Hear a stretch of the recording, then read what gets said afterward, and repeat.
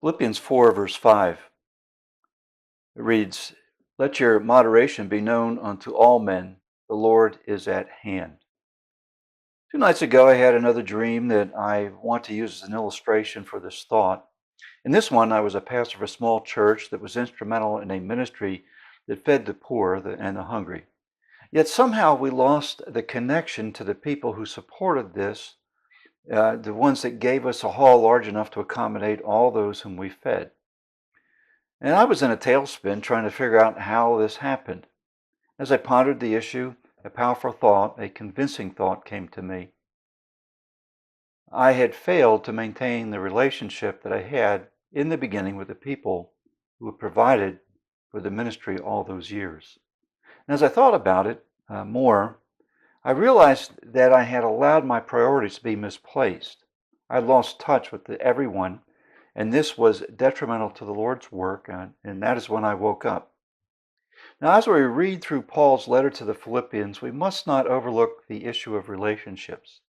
The entire letter includes a focus upon Paul's fond relationship with the church and with the Lord Jesus Christ.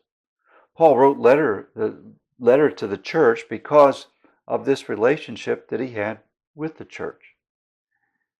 Now, one of the most vital aspects of ministry, which is often looked today, is that of building meaningful and intimate relationships with the Lord Jesus Christ and others.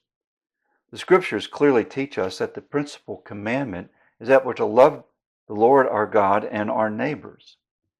It's impossible to love the way God calls us to love without a personal relationship. So the question is, how do we build such relationships?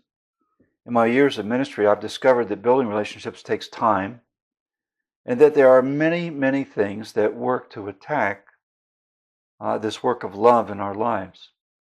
The primary thing that attacks us is busyness and misplaced priorities. And as the church grows, ministers can become overloaded with ministerial and administrative duties that can steal precious time from this most vitally important thing, that is relationships. The ministry is about relationships with the Lord and His people. I personally believe that the health of the church is proportional to the depth of these relationships. The deeper these relationships are, the healthier the church will be.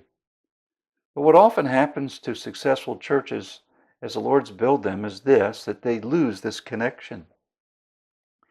Pastors, staff, and parishioners can begin to lose their focus on the relationships that they are supposed to have with the Lord and one another, and things can shift. Priorities can shift from the people to the building of the empire that is the institution of the church. And people begin to feel distant.